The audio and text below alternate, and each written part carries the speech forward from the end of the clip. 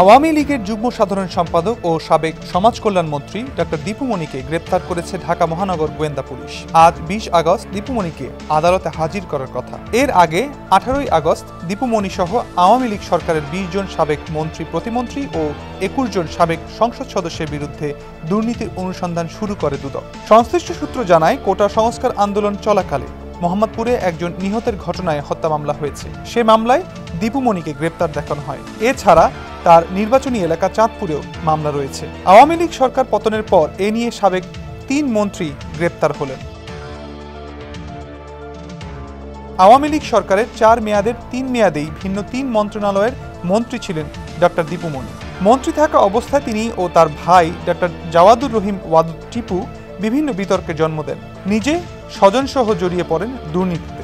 সম্প্রতি গণপিটুনিতে নিহত চাঁদপুরে ইউপি চেয়ারম্যান সেলিম খানের অবৈধ বালু উত্তোলনের নেপথ্যে মদতদাতা ছিলেন দীপু মনি। এ কারণে খোদ জেলা আওয়ামী লীগ নেতারাই বিভিন্ন সময়ে অভিযোগের আঙুল তুলেছিলেন এ দুজনের দিকে। চাঁদপুর জেলা আওয়ামী লীগ নেতারা বলছেন, সেলিম খান একসময় ছোটখাটো অপরাধের সঙ্গে জড়িত ছিলেন। ২০০৯ সালে আওয়ামী লীগ ক্ষমতায় আসার পর তিনি দীপু মনির সঙ্গে সখ্য গড়ে তোলেন এবং তখনই মেঘনা থেকে বালু তুলতে শুরু করেন।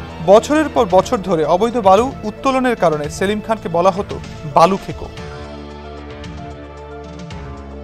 সরকারি নথি অনুযায়ী ২০১৮ থেকে ২০২২ সাল এই ৪ বছরেই দীপু মনির নির্বাচনী এলাকা চাঁদপুর সদর উপজেলার ২১টি মৌজা থেকে ৬৬৮ কোটি ৩৩ লাখ ঘনফুটের বেশি বালু তুলেছেন সেলিম খান। প্রতিটি সিএফটি সাদা বালুর পাইকারি দর ২ টাকা।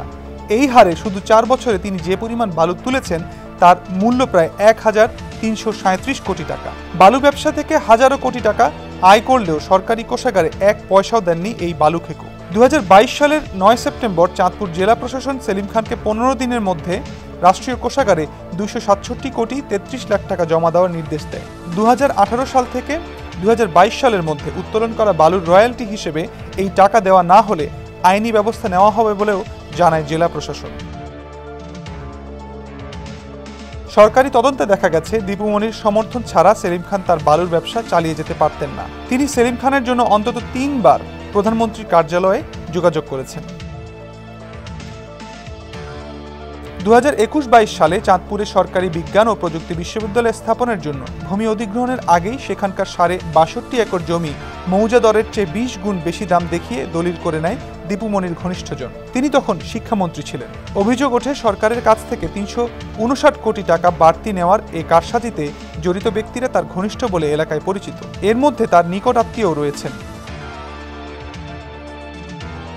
সরকারি খাস জমি দখল করে নীলকমল ইউনিয়নের বাহের চরে বিপুল পরিমাণ খাস জমি নিজের কবজায় নিয়ে দীপু মনির ভাই টিপু তৈরি করেন মাছের ঘের, গবাদি পশুর খামার ও সবজি বাগান। কেবল সরকারি জমির উপরে নিয়ন্ত্রণ নেননি, ওই এলাকার নাম বদলে নিজের নাম রেখেছেন টিপু নগর।